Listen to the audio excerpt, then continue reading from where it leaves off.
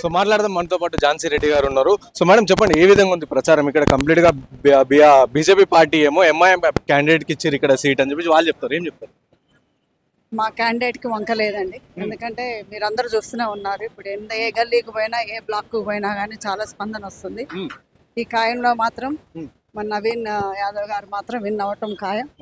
So దీనికి వాళ్ళకి భయం, గుండెల్లో రైళ్లు పరిగెత్తుతున్నాయి. దానివల్ల అనేకమైన ఆరోపాలు క్రియేట్ చేస్తున్నారు.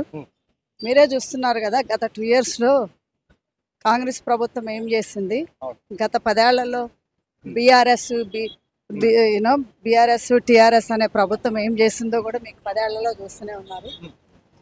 ఈ 10 ఏళ్లలో వాళ్ళు చేయలేనంత మా ప్రభుత్వం 2 years లో చేసింది.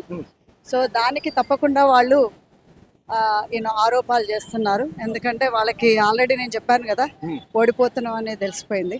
సో అదే విధంగా ఇప్పుడు కాంగ్రెస్ పార్టీ ఇల్లు ఇస్తున్నది, ఇంధనం బిల్లు ఇస్తున్నది, మళ్ళీ అదే విధంగా సన్న బియ్యం, మరి 200 కరెంటు యూనిట్ ఫ్రీ.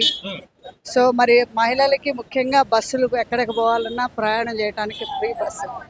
సో మరి ఆరోగ్యశ్రీ 5 లక్షల నుంచి 10 లక్షలకి ఇవ్వడం జరిగింది. మరి ఇప్పుడు ఉద్యోగాలు కూడా కాంగ్రెస్ ప్రభుత్వం వచ్చిన తర్వాత 60,000 ఉద్యోగాల పైన ఇచ్చింది.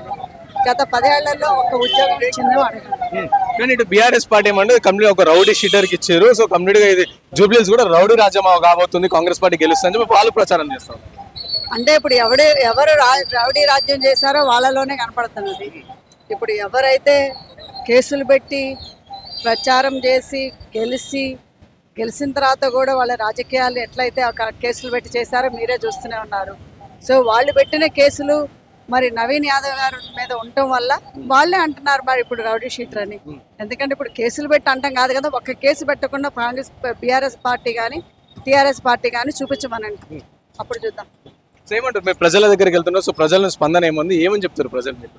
ప్రజలంతా బాగుందండి, కాంగ్రెస్ పార్టీకే ఓటేస్తా అంటున్నారు. కాంగ్రెస్ పార్టీ ఎంత అభివృద్ధి చేసింది లాస్ట్ 3-4 నెలల్లో మీరు చూస్తూనే ఉన్నారు. 140 కోట్లు పెట్టి ఆల్రెడీ కొన్ని థింగ్స్ కూడా చేసింది. మరి అదే విధంగా ఈసారి నవీన్ యాదవ్ గారికి కనుక ఒక ఛాన్స్ ఇచ్చి గెలిపిస్తే ఇంకా అభివృద్ధి ఎంత ఉంటుందో ప్రజలు చూడబోతారు.